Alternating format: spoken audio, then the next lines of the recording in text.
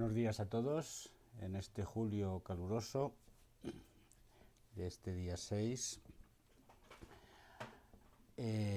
para continuar con nuestras charlas relacionadas con los koans de Jesús de Nazaret.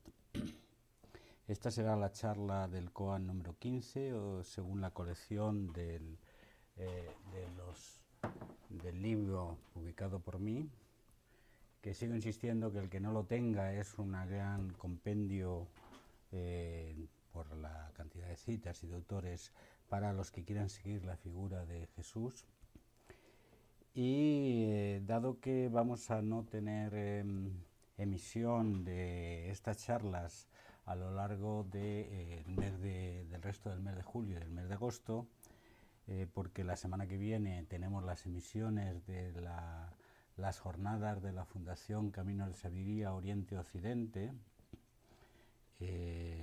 fundación fundada por Billy Jagger y que tiene su evento principal en Madrid. Volveremos a retomar las charlas en septiembre, pero quiero aprovechar para justificar el por qué estoy haciendo este ciclo largo sobre Jesús de Nazaret. Hay dos razones principales en mi caso. Una razón es obvia. Estoy profundamente enamorada de la figura del profeta de Nazaret, de lo que ha aportado y aportará a mi vida y de lo que aportó a la vida de la humanidad, siendo uno de los seres adelantados de nuestra especie y que nos marcan el camino hacia el futuro. Por ello, detenerse en comprender su mensaje no es una tarea baladí. Se puede decir que quizás ya se ha hablado tanto, sobre todo en la tradición judeocristiana, sobre esta figura, que se han escrito tantos miles y miles de libros que prácticamente está todo dicho, pero ahí es donde va mi segunda reflexión, mi segundo motivo. Debido a mi formación y práctica en el Zen, he redescubierto la figura de Jesús desde una posición laica, y mi propuesta es una propuesta de detenernos en sus dichos desde una perspectiva laica. Algunos me habéis preguntado qué significa eso de laico para mí, y básicamente es una postura no dogmática, no vinculada a una profesión de fe, no a priorística en relación con una definición de creencias, pero sí vinculada a la aceptación de lo transpersonal y por lo tanto a la aceptación de lo que los místicos llaman el misterio, y desde esa perspectiva es desde la que me acerco a Jesús. Para mí ha sido una gran suerte acercarme después de haber comprendido los orígenes, las bases, la esencia, un poquito, de la aportación del Buda, porque me había alejado de la posición dogmática católica y he vuelto a una posición desde una perspectiva transespiritual. Y esto es lo que aporto. Por lo tanto, yo respeto los prejuicios o preenunciados que puedan tener otras personas vinculadas a las iglesias en relación con mi aportación, pero que se entienda que mi aportación se hace desde la honestidad personal y desde el deseo de servir a los que me escucháis. Bien, dicho esto, vamos a centrarnos en la charla de hoy. La charla de hoy es sobre la famosa parábola del sembrador. Antes de entrar en sus contenidos principales, quiero citar un poco cómo esta parábola ha sido continuamente llevada en un sentido u otro. Lo primero es su historicidad.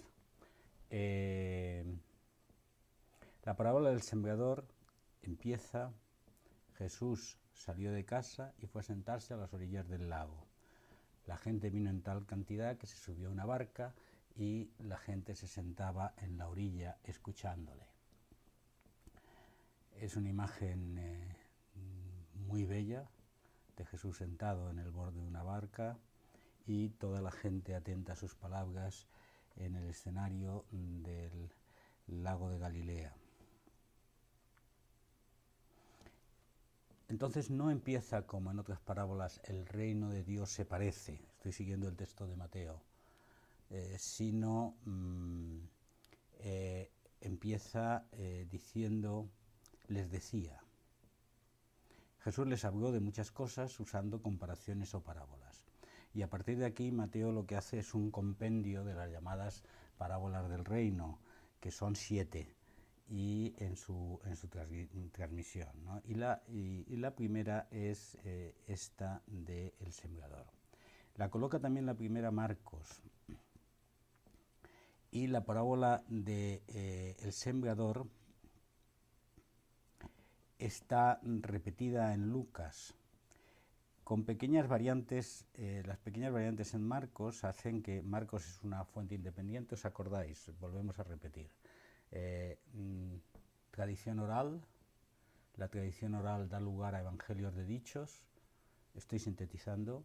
Los evangelios de dichos que conservamos como grandes tesoros ya en el siglo XXI es, por un lado, el Evangelio Q, extraído de la literalidad existente entre Lucas y Mateo, y el Evangelio de Tomás, que tiene algunos aspectos que han sido elaborados posteriormente, pero lo esencial es de la tradición más antigua.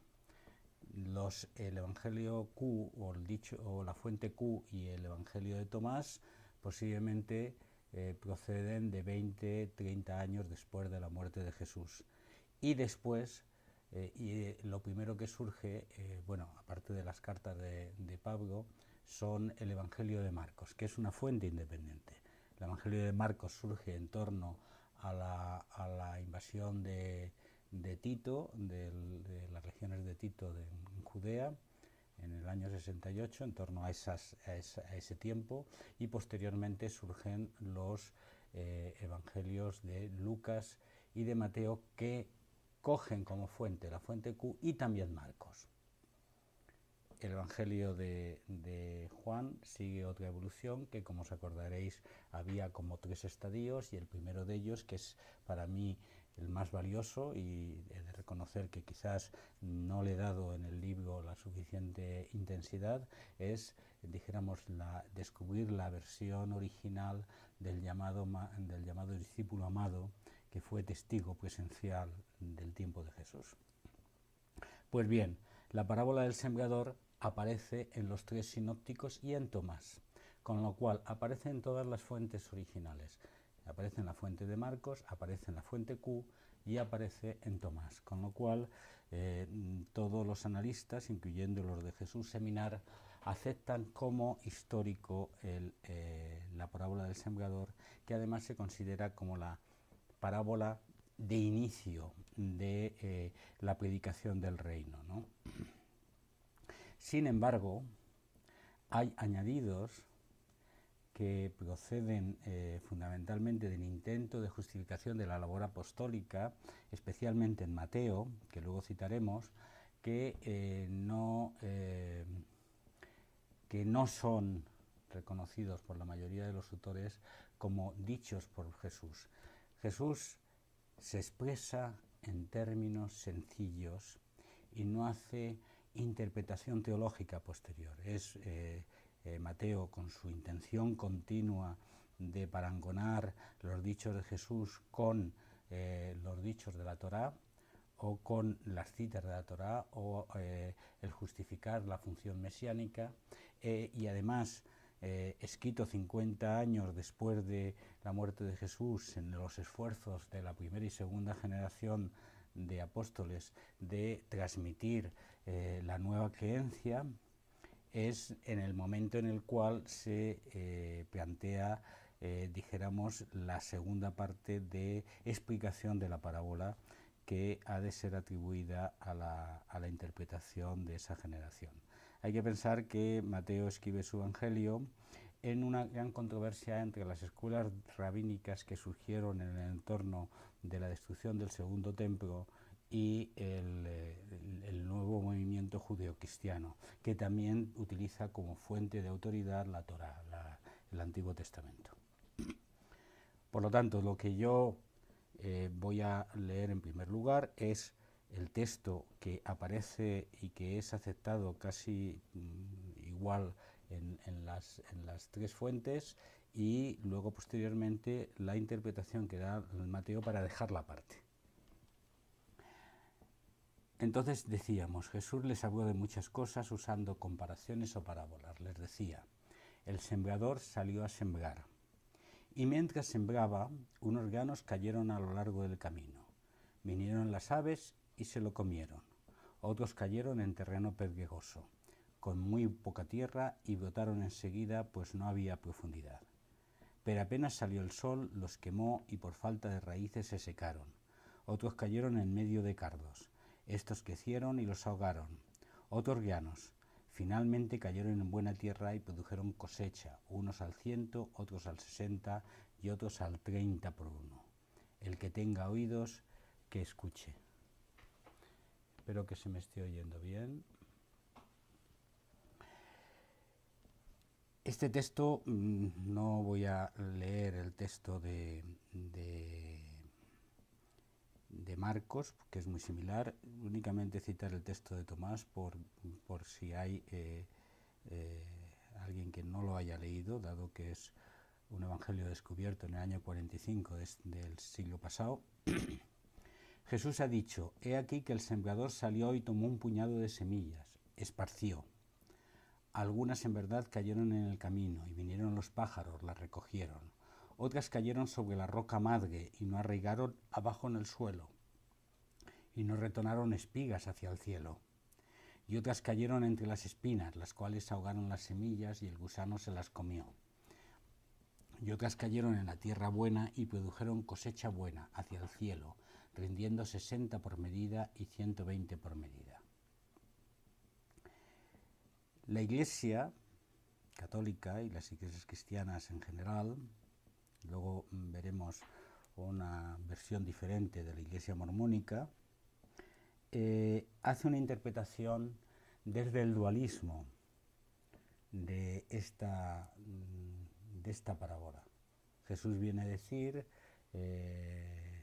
según esta interpretación, bueno, casi voy a leer la interpretación que el propio Mateo coloca en boca de Jesús, cuando explica aparte a los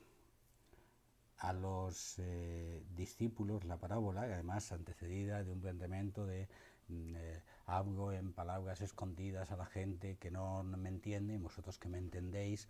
Es un planteamiento que es un poquito desagradable por parte de Mateo, al citar un poco esa separación de un mensaje escondido solamente a los discípulos elegidos. Pero en cualquier caso, no entrando en ese tema, la interpretación de Mateo en boca de Jesús es: oíd pues vosotros la parábola del sembrador. Cuando alguno oye la palabra del reino y no la entiende, viene el malo y arrebata lo que fue sembrado en su corazón. Este es el que fue sembrado junto al camino. El que fue sembrado en pedregales es el que oye la palabra y al momento la recibe con gozo, pero no tiene raíz en sí, sino que es de corta duración, pues al venir la aflicción o la persecución por causa de la palabra, luego tropieza. El que fue sembrado entre espinos es el que oye la palabra, pero la preocupación de este siglo y el engaño de las riquezas ahogan la palabra y se hace infructuosa. Pero el que fue sembrado en buena tierra es el que oye y entiende la palabra, y da fruto, produciendo a 100, a 60 y a 30 por uno. Hay un planteamiento como de lucha entre el bien y el mal en esta interpretación, muy propio de los planteamientos dicotómicos que se originaron con la creación de la Iglesia. Dijéramos, hay una acción apostólica, sería la interpretación de Mateo en los años 80 más o menos, de la escritura de su Evangelio, hay una acción apostólica de la palabra que transmitimos y hay muchos que no escuchan, y no escuchan por diversos motivos, porque están enzarzados en sus negocios, porque están, dijéramos, son superficiales o porque están tentados por el maligno. Esa sería la interpretación que se plantea. Esta interpretación es muy útil como interpretación pedagógica de la Iglesia, que establece siempre la función de redención o de salvación de los seres humanos que tienen la oportunidad de recibir el bien, fructificar y dar fruto en buena tierra. Y hay otros que no, y esos pues perecerán. Ese esquema de bien y mal, de buenos y malos, de salvadores, de salvados y no salvados, dijéramos, utiliza esta parábola como elemento central.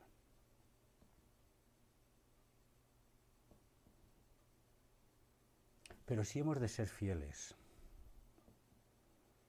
a lo que, después del análisis adecuado, hecho por todos los que han estudiado el Jesús histórico, y quedarnos con lo que Jesús dijo, Jesús emitió la parábola y luego se calló.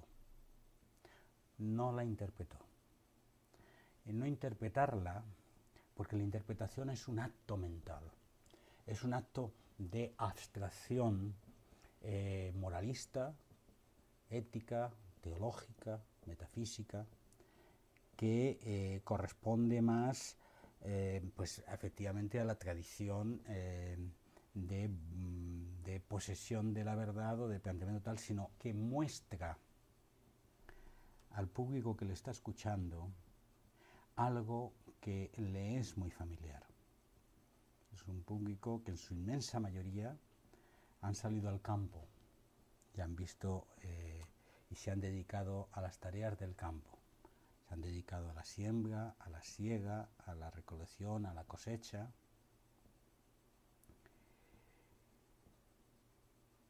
Y les dice cosas que les son familiares. Y al decirlo está mostrando una realidad que todo el mundo entiende y que posiblemente se aplica, o cada cual lo aplica, en función de cómo ha vivido y cómo ha entendido ese proceso que les son tan familiar. Si esta es una parábola del reino, ¿qué es el reino aquí? Es el sembrador, es la siembra, es la tierra donde cae la semilla, es la cosecha, esto es el fruto.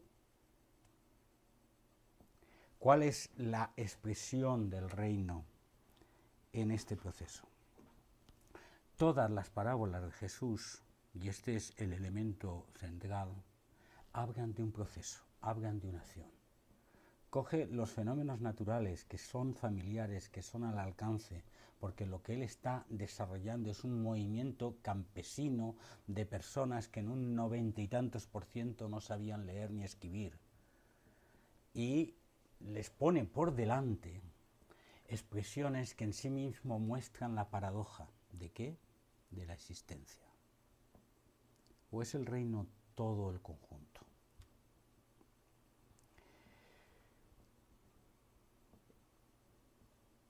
El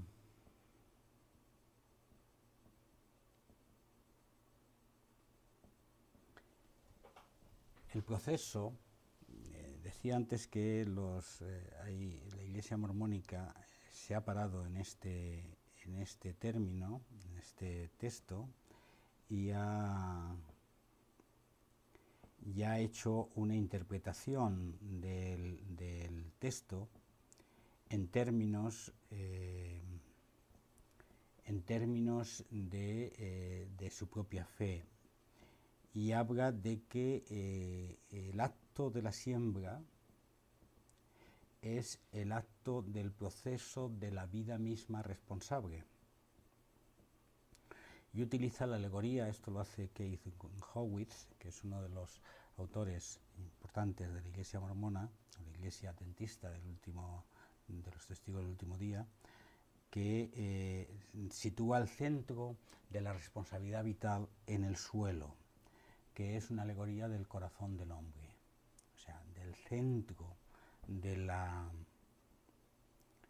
acción del hombre, donde, dicen los mormones, la palabra es recogida. Pero salvando esta interpretación, que es para mí, muy enriquecedora, porque nos lleva a otros términos, estoy trazando, dijéramos, los primeros rasgos de pincelada global del cuadro. Es importante entender la fuerza de esta parábola. Todos los años los oyentes de Jesús utilizan este proceso. Todos los años ven que el sembrador de forma consistente sigue sembrando. El sembrador sabe que parte de la siembra se perderá porque caerá en el camino o caerá en terreno pedregoso o caerá entre los cardos, y a pesar de eso sigue sembrando.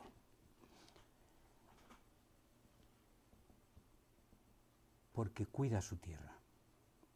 Y aquí de pronto nos encontramos con dos elementos que son muy interesantes en cuanto a la perspectiva transespiritual. El propio Jeremías cita: «Ara bien tu campo y no siembres entre espinos». Dijéramos, da la sensación de que resonaba en los oídos de Jesús este dicho de Jeremías: «Hará bien tu campo y no siembres entre espinos», al proponer esta parábola. Era un gran contador de cuentos, nuestro profeta. No se refiere aquí a la palabra, se refiere a la acción del hombre. Por lo tanto, una diferencia importante ya. La acción del hombre, lo que hacemos en la vida, es la siembra. Esa es la conexión de la parábola. Y otro texto que a mí me impresionó mucho al ver esta parábola es ver que el Buda había utilizado esta misma imagen. En el Dharmapadana cita la imagen del cultivo del yo como un instrumento, y lo hace de la siguiente manera: «Igual que el granjero irriga y cuida su campo». Añade más cosas, pero voy a coger de momento esto. «La persona sabia cultiva su yo, el centro de sí mismo, haciendo de él un útil instrumento. Igual que el granjero irriga y cuida su campo». Añade otros dos, dijéramos, similitudes. «Igual que el arquero construye y cuida su flecha. Igual que el carpintero excava el bloque de madera con cariño para crear una obra de arte. La persona sabia cultiva su yo, haciendo de él un útil instrumento». Los que practicamos el Zen, y que nos han dicho continuamente todo el tema este de olvidar el yo y de superar el yo,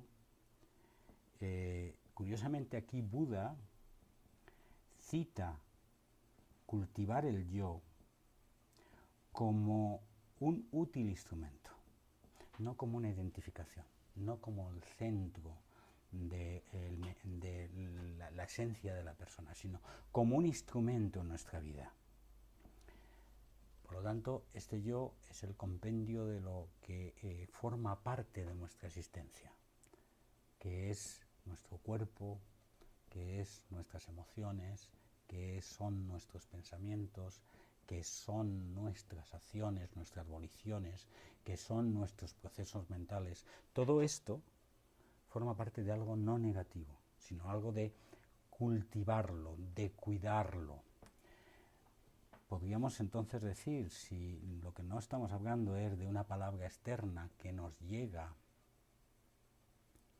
desde fuera y que depende cómo la recibamos, no la recibamos, seamos salvados, sino como un proceso interior de nosotros, el sembrador, nosotros, los actores, los directores de nuestra vida, que producimos nuestra actuación. De igual manera que el granjero irriga y siembra su campo, de igual manera nosotros cuidamos nuestra existencia.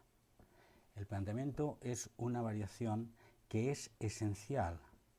Aquí ya no se hace una llamada a responder ante un mensaje, ante la verdad, ante lo que se nos ha de venir, lo que ha de traernos este sembrador misterioso que no forma parte de nosotros, sino que viene de fuera a sembrar en nosotros, que se supone que somos el suelo en el cual la siembra cae, con lo cual la propia siembra tampoco sería parte de nuestra existencia, sino es algo que se nos daría, la palabra, y de nuestra respuesta a la palabra pues depende nuestro destino. En vez de ese planteamiento, es un planteamiento interior, esto es, nosotros somos el sembrador, nosotros somos los autores de nuestra propia historia, nosotros producimos nuestra vida, la tomamos en las manos y avanzamos en nuestro proceso de acción, que es la siembra.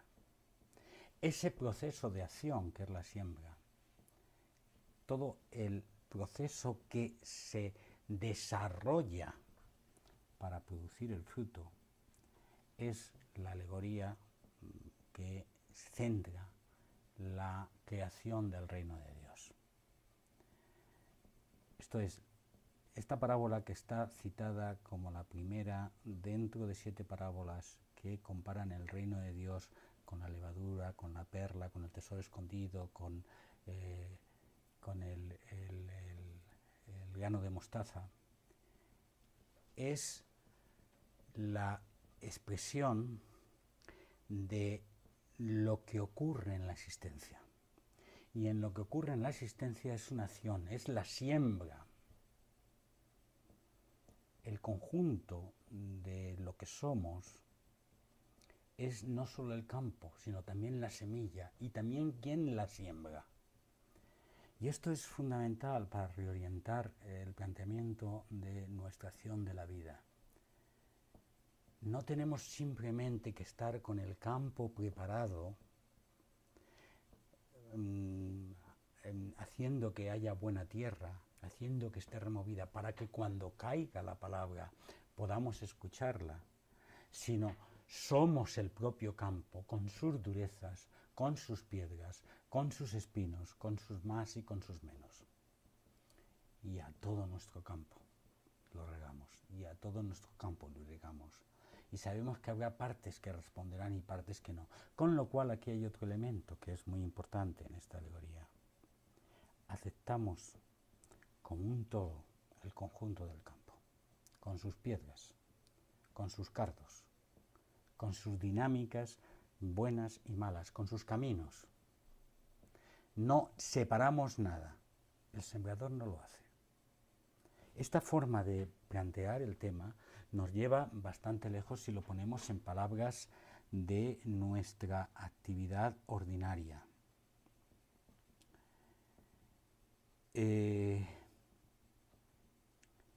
Vivimos una vida llena de aparentes contradicciones. A veces vivimos y sentimos nuestra debilidad. Otras veces nos sentimos en la oscuridad.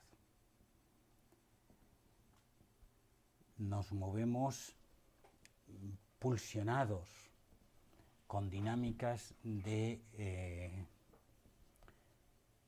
posesión, envidias, victimismo, miedos, angustias. Y especialmente nos sentimos perdidos. Dentro de este esquema producimos un proceso vital creativo, hacemos nuestra vida. Y haciendo nuestra vida, nuestro planteamiento es poco a poco ir convirtiendo la tierra dura en tierra fructífera, ir poco a poco haciendo que el camino quede para caminar y la tierra para producir. Esto es, que poco a poco vayamos aceptando nuestra existencia en su conjunto para ir sanando y colocando en su lugar cada uno de los aspectos de nuestra acción, que es la semilla.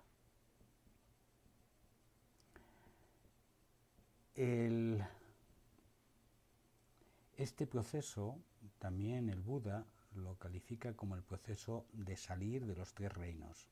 Y ha habido quien ha comparado, dijéramos, las diferentes tierras, el camino,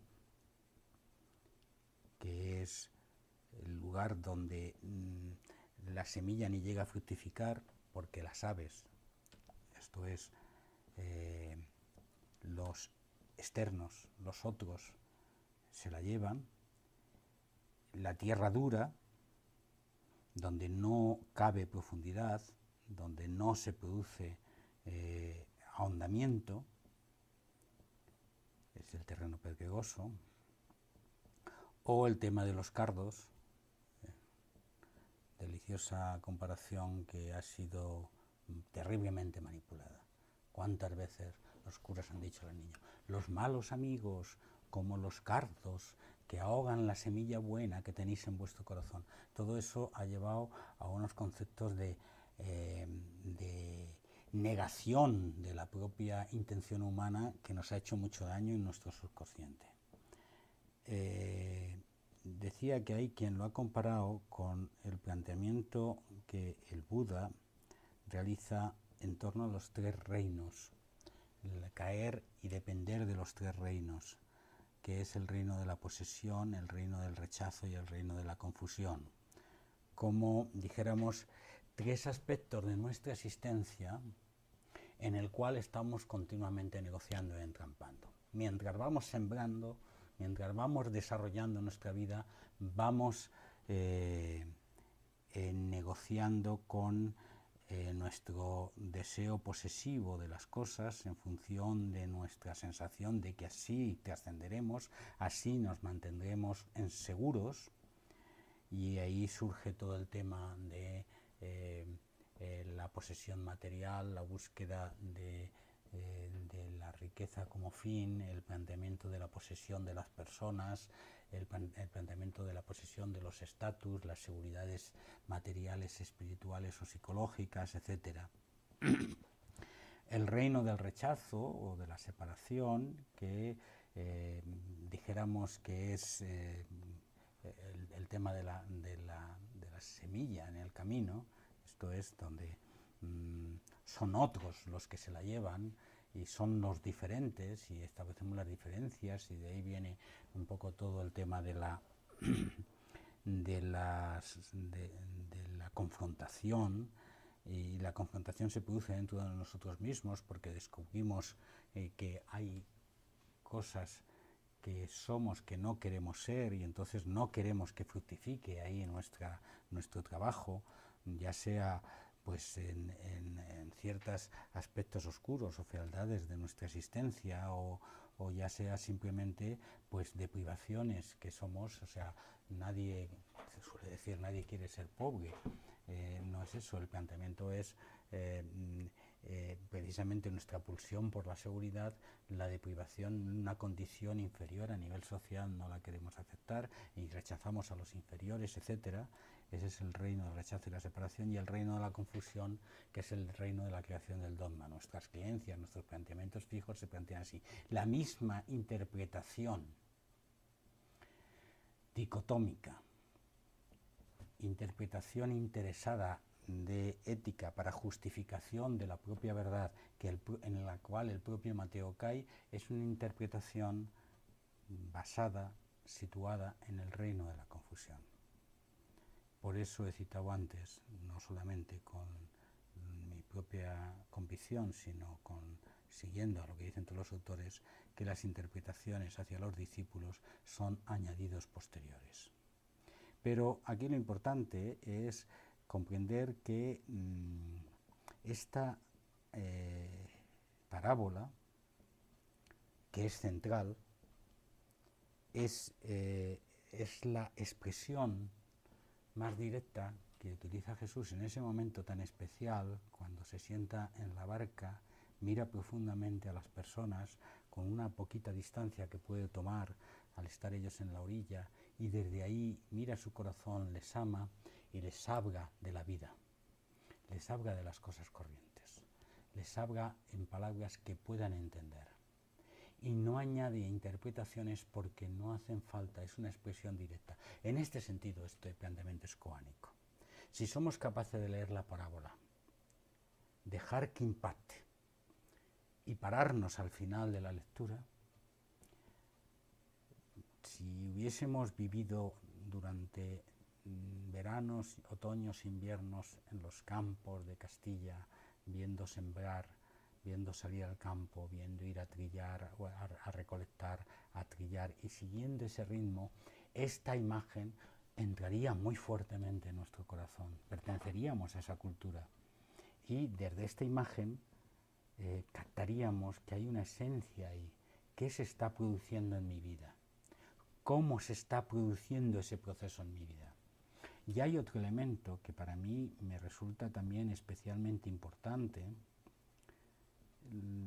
Jesús utiliza mucho parábolas de transformación, ejemplos de transformación, no solamente de acción, de proceso, sino de transformación radical. La semilla que ha de dar lugar al fruto, como si fueran o como aparecieran dos existencias que aparentemente son diferentes, pero tienen el mismo origen. El que la semilla dé lugar al fruto, esto es, en que en el proceso de creación del reino del Padre Divino se produzca, dependerá de cómo esa semilla se entierre en la tierra, de cómo esa semilla sea irrigada, de cómo esa semilla muera para dar lugar al pequeño tallo, y cómo ese tallo es cuidado. Es un proceso continuo de transformación que se hace momento a momento, pero que supone una transformación radical.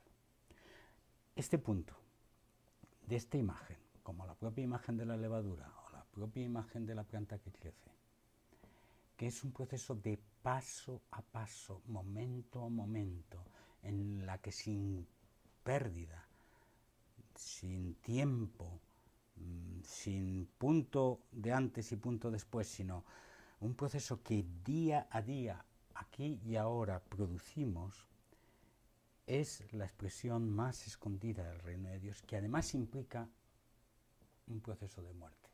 Y el proceso de muerte se produce a cada instante. La siembra es el conjunto, en nosotros. Y en ese conjunto cada una de las semillas muere en diferente momento. Y esos diferentes momentos son muertes continuas que se producen en nuestra vida. Qué expresión más maravillosa de lo que es nuestra existencia. Un proceso de pequeñas muertes continuas en las cuales nada se queda agarrado.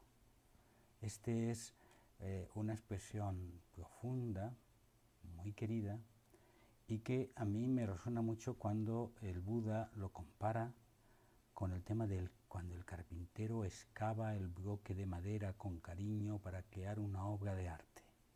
Esto es, un bloque de madera del cual sale una estatua, donde va ahondando, excavando, limando, puliendo continuamente. Un proceso que es el proceso vital de transformación. Alejémonos de esas expresiones que nos colocan el miedo en nuestra vida, de que depende de si realmente cae en terreno duro o no, somos salvados o no somos salvados. Alejémonos de eso y entendamos el proceso de la siembra en su conjunto. De igual manera que Jesús indica que el Padre hace llover tanto sobre buenos como sobre malos, esto es una acción generosa paternal, sin consideraciones, sin discriminaciones. El proceso de siembra del ser humano, que es el proceso de hacer su vida, se hace también, se debe hacer, sin discriminaciones, sin planteamientos. No nos pasemos nuestra vida abandonando los aspectos que vamos calificando como negativos de nuestra existencia y dando solamente semilla a la partecita que entendemos o hemos calificado como la parte buena.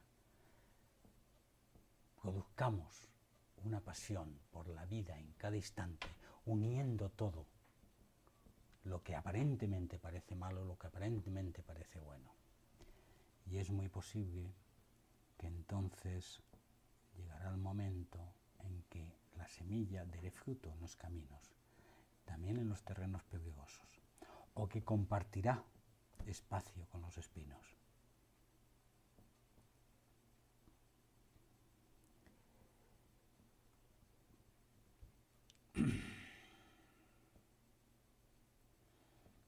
Este proceso de configurar la parábola como el terreno de nuestra vida también tiene un elemento de responsabilidad que hay que entender.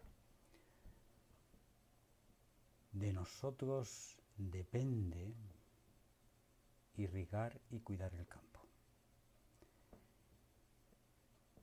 Por lo tanto, hay un fruto que vendrá. Hay una consecuencia de lo que en este momento estamos haciendo.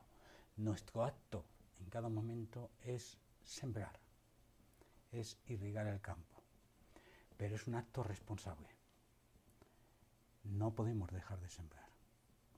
No podemos sentarnos y decir, para el poco terreno bueno que tengo, no vale la pena siquiera que eche semillas, ni siquiera que las recolecte, me las voy a comer. No podemos dejar de sentir la responsabilidad de nuestra acción, porque de eso depende la producción del 100 por 1 del cual se habla en la parábola. La responsabilidad se mantiene en todo el proceso, no en un momento, en un acto y luego olvidando.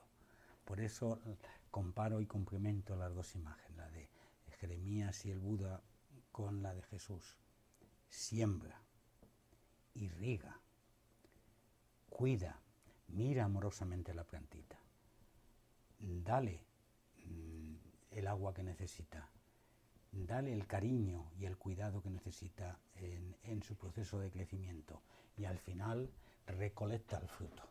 Esto es, haz todo tu proceso vital, no renuncies a nada de él. El fruto no está en el otro mundo, está en este mundo, está aquí y ahora, también forma parte de nuestra acción.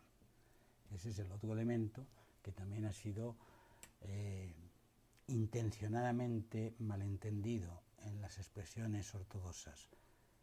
Siembra hoy, sufre tu muerte en el campo, si eres bueno recogerás el fruto en la vida venidera. No, todo el proceso se realiza aquí y el fruto forma parte de nuestra acción. El reino de Dios es de este mundo, es de aquí.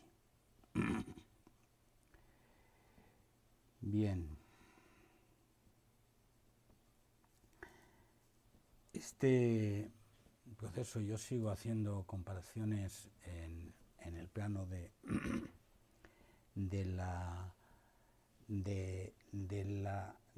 las trans espirituales.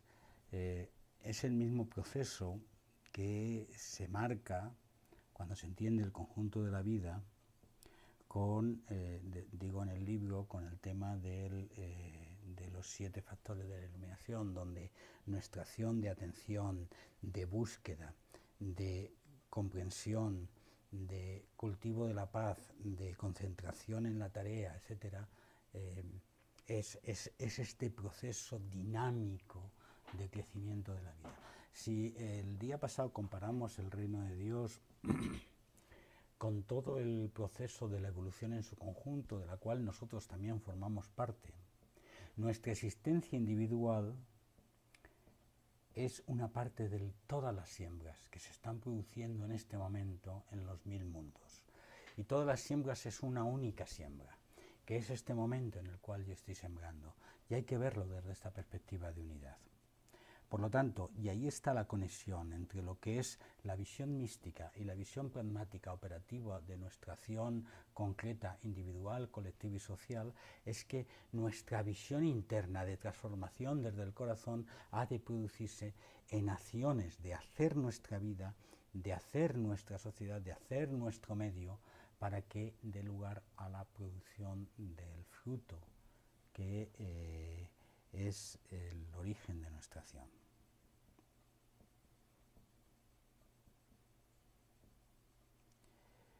Bien, yo creo que el mensaje es suficientemente fuerte como para quedarnos aquí. De todas maneras, os llamo la atención. Seguro que todos nosotros, los que tenemos más de 40 años, hemos oído esta parábola decenas y decenas de veces en las iglesias, porque forma parte, es uno de los textos que se suelen leer en las misas, y hemos escuchado interpretaciones clásicas al respecto. Volvamos a leerla con la frescura de un campesino, sentado a la orilla del lago, simplemente percibiendo la dinámica fresca de esta acción que Jesús está pintando, y entendamos directamente su contenido en nuestro corazón, sin más interpretaciones.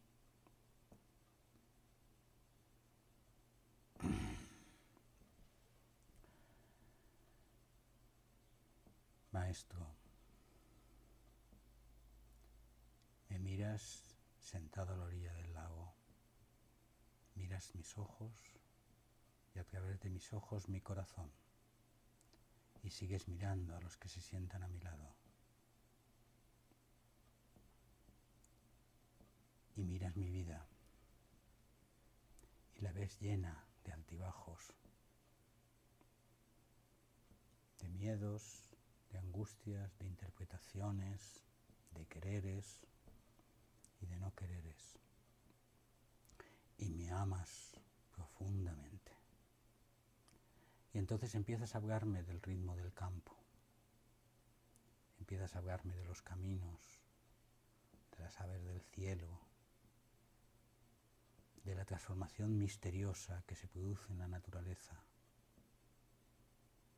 Y señalas con tu dedo a la semilla, y señalas con tu dedo al campo, y señalas con tu dedo al conjunto, porque al mirarme me aceptas por completo.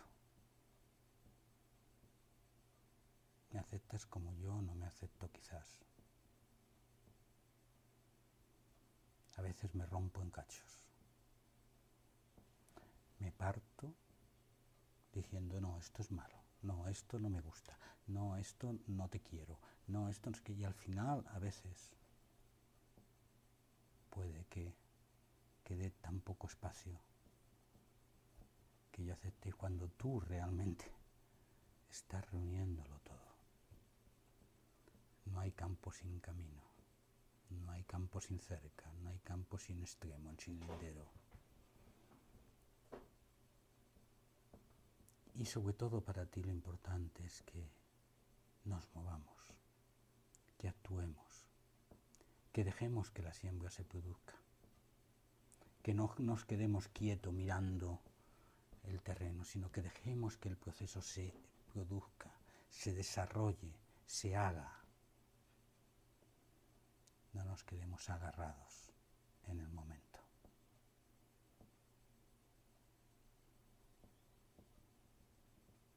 También contemplando la siembra, contemplas el momento necesario en que la semilla se esconde,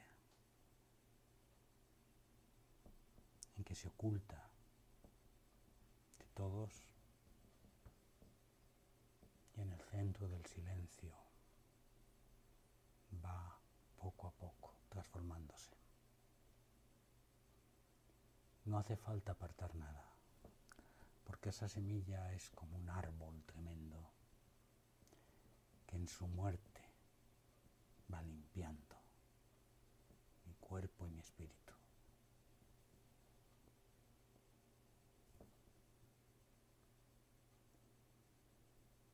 Cuántas interpretaciones equivocadas hago de tus palabras. Quiero mirar con ojos directos la vida, con ojos directos la existencia, las pequeñas cosas.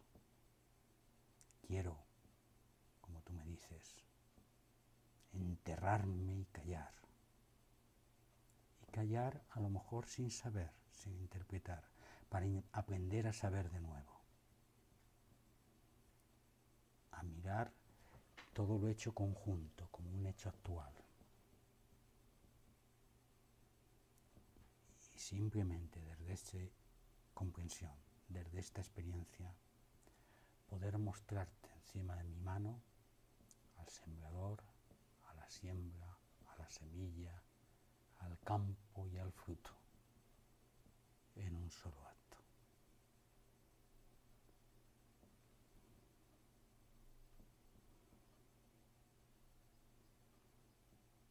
Y ahora el poema.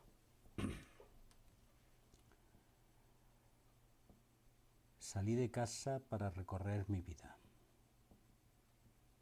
vida de todas las vidas.